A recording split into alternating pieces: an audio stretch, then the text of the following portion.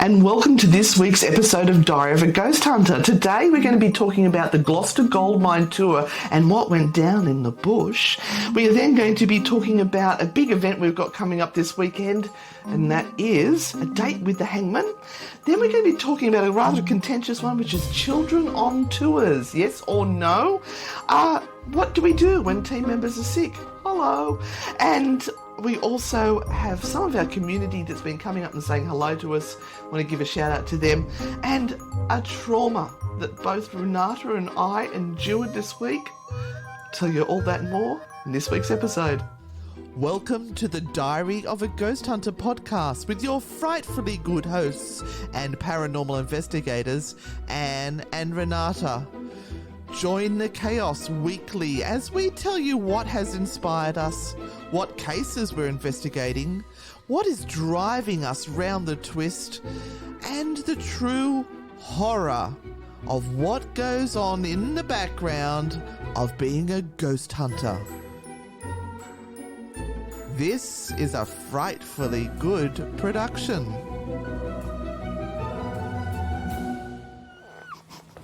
That was a fabulous summary, Renata. Didn't I do good? You did so well. I am sounding very sexy with my horsey voice. Mm-hmm. Yep, you sure are. Thanks. You're welcome. Filling me with confidence there. Just last today. That's all I say. Just for the rest of the week. Really, actually, I need you every day. So. Yeah. For the next couple of decades, yes. we're fine. We'll survive this. But last night we were out at Gloucester, and Gloucester to us is one of those beautiful places where we do a tour, yes, but we also go out there to rejuvenate and to heal a little bit, I think, when we go through that beautiful forest, because it is just so glorious. So normally on our tour, what we do to prepare is we actually go out a couple of hours earlier. So we leave about midday the day of the tour. We get there. Okay, hold it. Tell them the real reason we leave earlier. To run away. Just run away. You try and put that professional face on. I know what we're doing. So we're running away early, and we get to Gloucester. We're already breathing. We're going, oh, look at the mountains. Isn't it beautiful? I'm trying to breathe. And we normally stop off and get some snacks for after the tour. Cheese and cookies. Yeah, you'll all understand that food is required after the tour. That's because we've had food trauma with this location. And that food trauma was we discovered that nothing is open past about 7 p.m. on a Saturday night. Yeah, so we prepare. And then we meet our beautiful Daniela, who is out there, and we have some tea with her. We head out to the museum. And also Zach. And Zach. We head to the museum. We do our part of our investigation there, and then we head out to the National Forest there at Copeland, where we head out to the old gold mine site, the Mountain Made gold mine site. And look, this is our first time we've been there this year.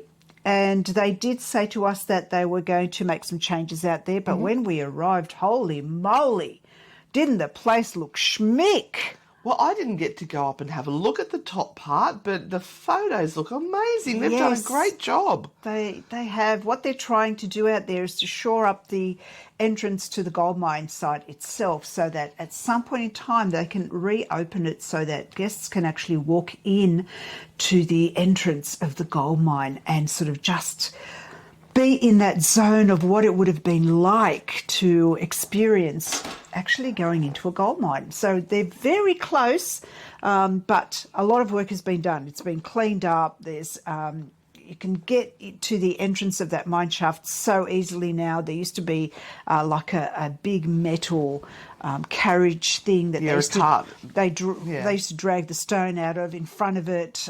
It was chained to the door. It's hard to maneuver around that, but now it's all clear.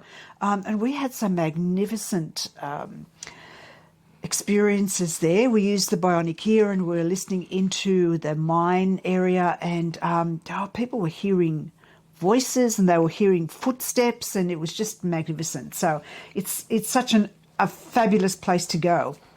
Yeah.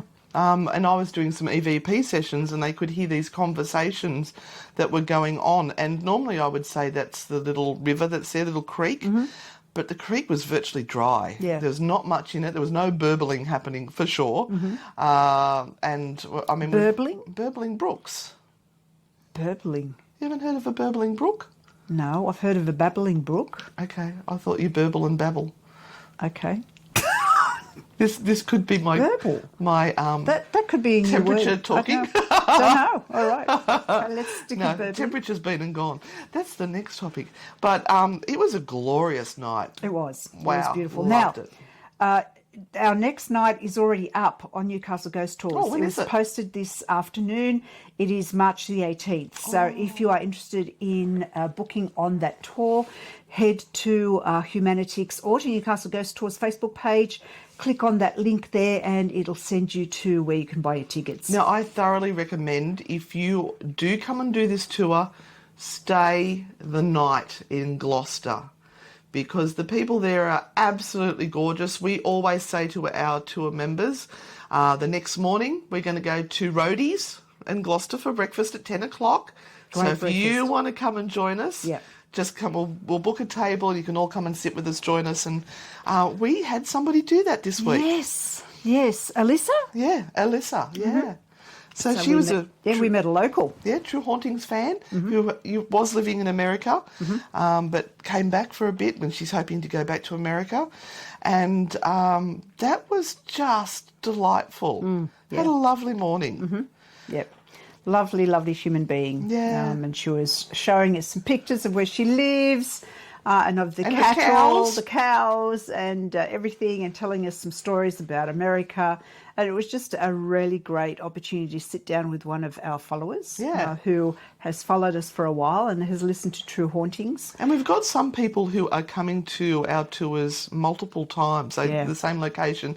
Shout out to Donna and Ashley as well. Hi, Donna and Ashley. We love Thank you for not coming back in the morning. Yes. So we're going to drive home and get home about 2 o'clock in the morning, then turn around and come back for breakfast at 10 a.m. with us. We went, no, it's a 3-hour drive. Don't be doing that. Yeah. Got to look after people. Yeah.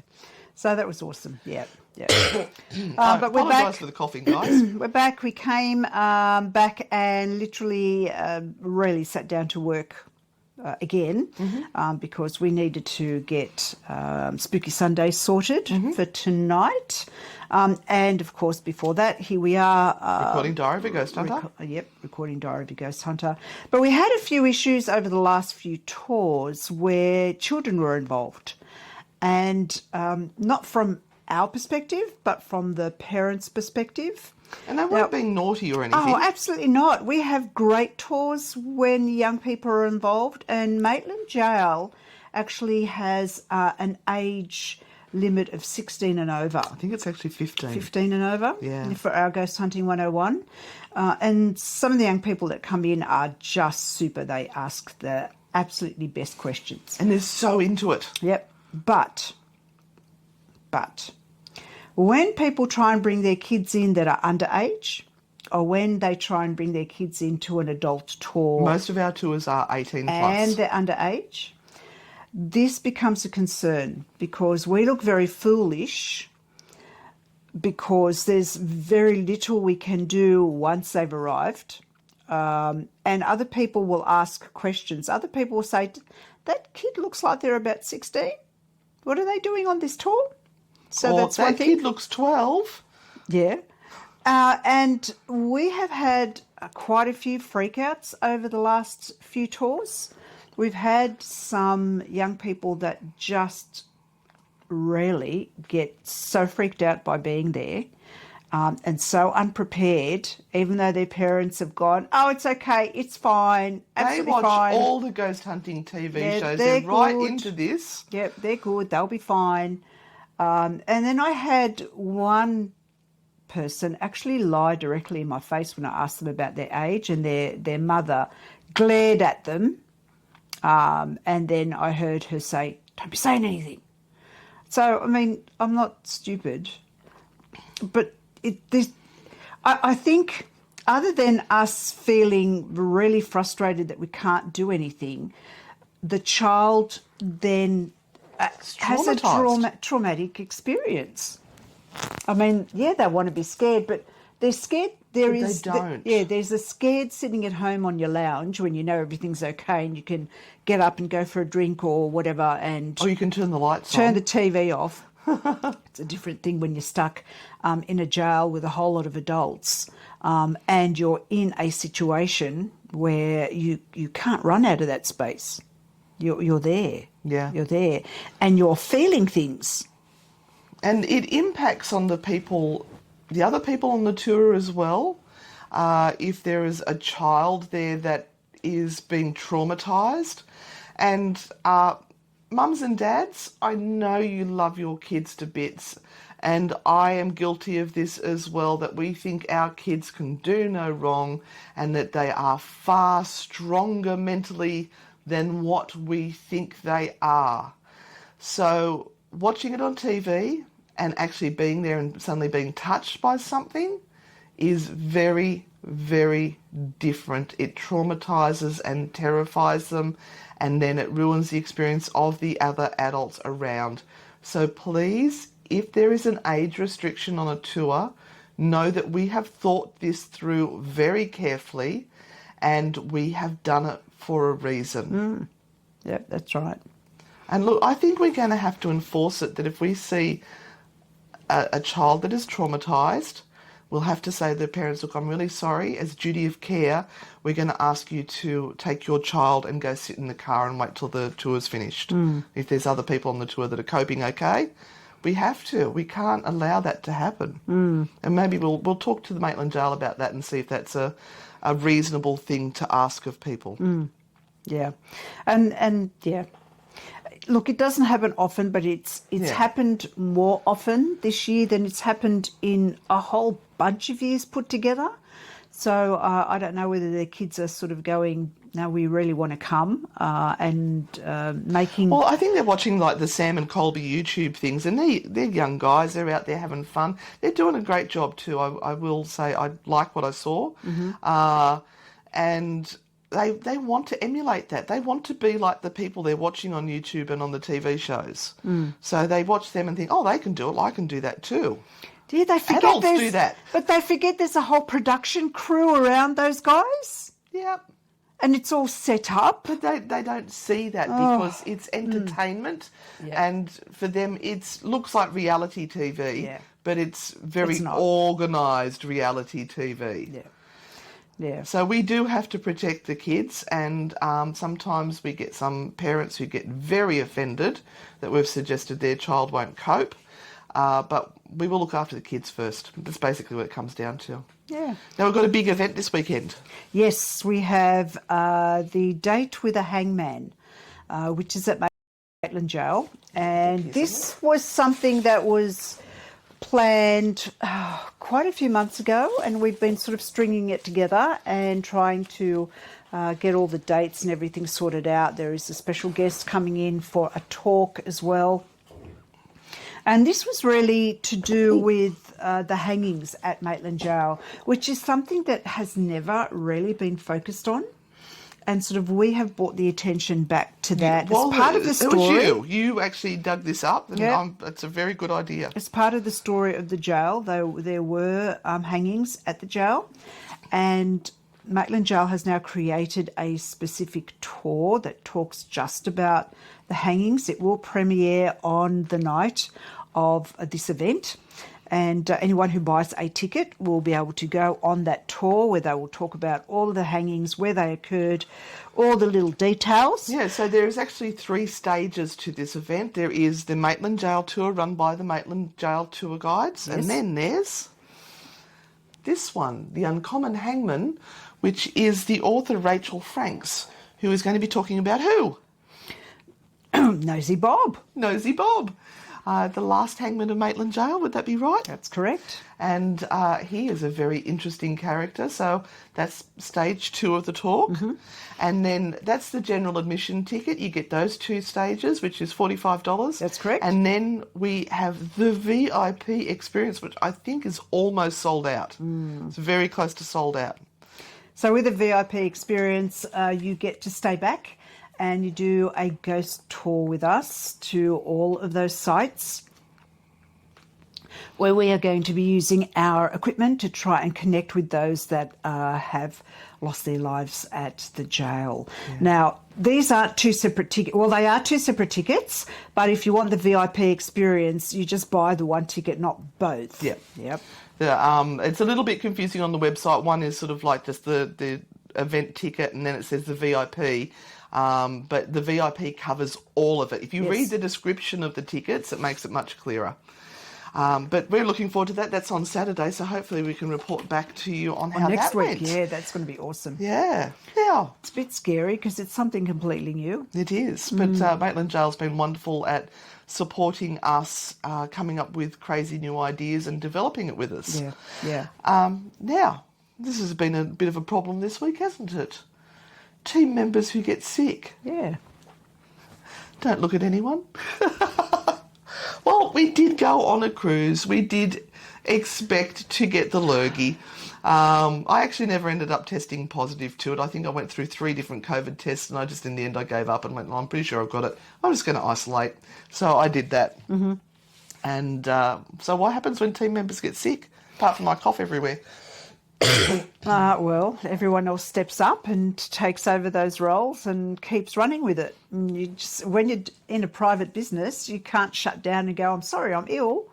I'm closing the doors for a week or 2. We had tours booked in. We had things that had to be done. So you come in and take over. Yeah, and that's where we have a wonderful supportive team who we are trying to train all of them in as much of the areas as we can so that they can step into different positions. But you even had to run Seance Circle by yourself. I did. And you had fun, you cow. Rodder. I think she enjoyed that far too much without me. Well, the thing was that because, when you get used to somebody else being there and being the support all the time, you forget what it is like to do something on your own. And it is a scary thing. So, it was a test for me to go... Look, you can do it standing on your head. See, the thing is, you're the talent. I'm just the clown in the background. Yeah, but still, you still have someone there that supports you through. Yeah. You have your wingman. Yeah. And when your wingman isn't there, it's like, oh, can I do this? Will I be able to entertain everyone? Will it be good enough? Am I going to have the energy to do it? And all of this sort of stuff. I had absolutely every faith in you that it would be absolutely hugely successful. And it was. The ladies loved it. It was all ladies, was it? Yeah, it was all ladies. Yeah, so this is just a group of 10 people. We put this on probably once a month at the Witch's Charm at Warners Bay, so you can check that out on there. Okay, what else have we been talking about? Oh, the worst trauma of trauma. all. You're talking about that trauma, the other trauma. This is the worst trauma This is the worst ever. trauma. So when we go to England in a few weeks, how much longer is it? 11 weeks. When we go to England in 11 weeks, we are going specifically to a wedding. Yes, we're going to the wedding of the gorgeous Beth Darlington from Access Paranormal. Yes. We did offer to be bridesmaids in taffeta, but... she said no. No, she said yes, but I don't think we should. I'm happy to. No. I think she was joking at the time. I don't think she was actually serious about that. But we found out the dress code. Yes, cocktail dress. Cocktail dress. So we can't. You guys know us. We can't come in black t-shirts and jeans. Damn it. So I went into a slight panic because I'm going, I don't wear dresses. What are cocktail dresses? I was actually starting to think like the long ball gowns, but apparently it's a knee-length or below knee-length dress.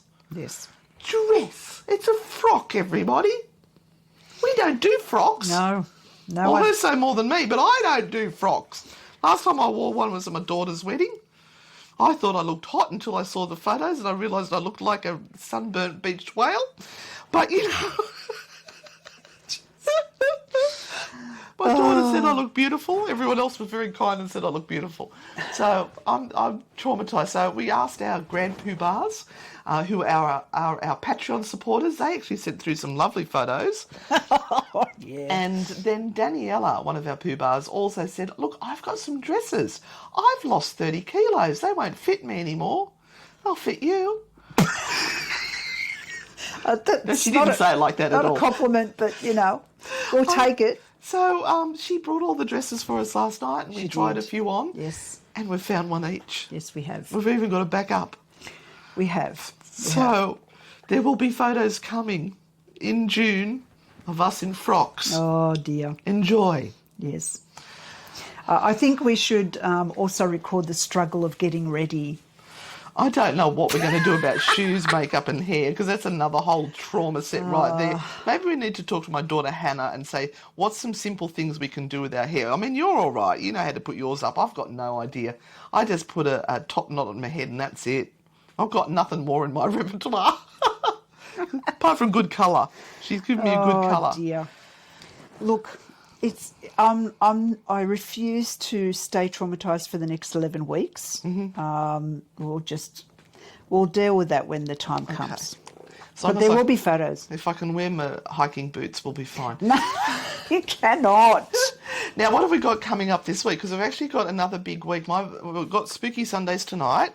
Yes, Spooky Sundays tonight. We've got a seance tomorrow night. Yes, seance. Now, that's a private seance. Yes. It's a seance parlour. Yes. Oh, God, I've got to clean up my room. Yes, you do. Oh, God, okay. Then we have the residents on... Yeah. Now, if I can ask you guys to send out some positive thoughts for my dad this week. He's actually having an operation on Thursday to get a pacemaker inserted. He is 90. He is very stubborn and cantankerous, and he doesn't follow instructions terribly well. And apparently he's not supposed to lift his arms above his head because you could tear the wires out of your heart. And I'm not actually worried about the operation. I'm worried about the post-operation because he does not do as he's told. Last time he had a mole cut out of his back, he was told that he wasn't allowed to move around or do anything. He came home, got a ladder out and climbed up the ladder and started cleaning off all the pots and pans and knick-knacky things that were above the kitchen cupboards. Mm. He tore the stitches open. There was blood everywhere the day of the operation. I'm terrified because there is no coming back from tearing the wires off your heart. Nothing. They just have to sedate him for 48 hours. Well, no, it's 3 weeks. Well, can I strap his arms to his side? You can. I'll just strap it like to the elbow, yeah. So he can just do that sort of thing. With a T-Rex. You'll have to watch the YouTube video to see what I was doing. Yeah, T-Rex. We'll T-Rex him. We'll T-Rex him. Yeah. That's fine. That's okay. So, yeah, well, that's our week coming up. Yeah. This is a little bit shorter today, Benny, because my voice is just not coping. So, and we've still got to get through 2 hours of a radio show. So, is there anything else you want to bring up? No. Just a little bit of gratitude. I'm going to throw a little bit of gratitude there because over the last few weeks we have met some beautiful, beautiful people who are our followers. Anne gets chased in a car. Even today. By a car with someone honking the horn going, hi! I get stopped at the petrol station going, hi! Yes. And all the comments that people are sending and they're engaging in the True Hauntings podcast and they're giving us their opinions and their thoughts. And I'm loving it. Yeah. I'm loving it. Yeah. And don't forget, we do have a True Hauntings fans Facebook page where we add little bits and pieces that we have researched for our episode, but we can't put them in the episode. And so they are up there and we start conversations about what you think about things and people put other bits and pieces in. So join the True Hauntings Facebook page, the True Hauntings fans Facebook page, because all of our podcast bits are actually on that page. And there's an Anne and Renata Frightfully Good family page as well. There's the main one, but there is another one as well that we go live on that page and chat to people. We try to be more professional on the main page. We play up a little bit on the other page. Yeah, and look, hopefully soon we'll have links to all of those things in one spot. Oh, and we have out on YouTube the 2 episodes of our last misadventure, and Steve is doing an amazing job of the editing. Please go check it out, give it a thumbs up, make sure you're subscribed, and also hit the bell so you get notified of when we go live and when we've got new videos coming up. Absolutely. We would really appreciate it. So thank you all guys for being with us today. See you on the dark side. Stay spooky and be Frightfully good, won't nailed ya? it. Bye! Bye.